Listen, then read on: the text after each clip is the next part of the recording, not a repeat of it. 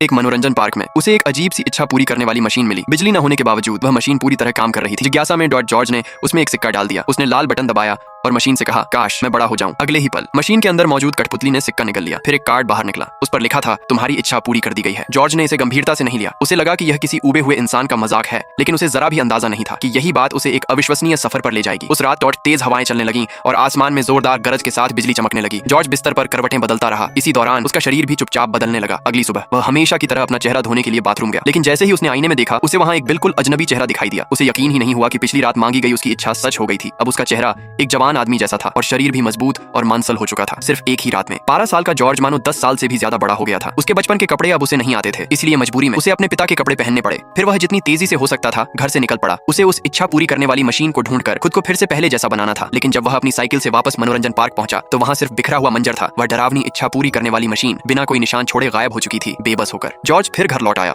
उसने अपनी माँ को पिछली रात हुई सारी घटना बताने की कोशिश की, लेकिन उसकी माँ ने उसे एक अपहरणकर्ता समझ लिया। माँ की कसम, लाइक सब्सक्राइब करें।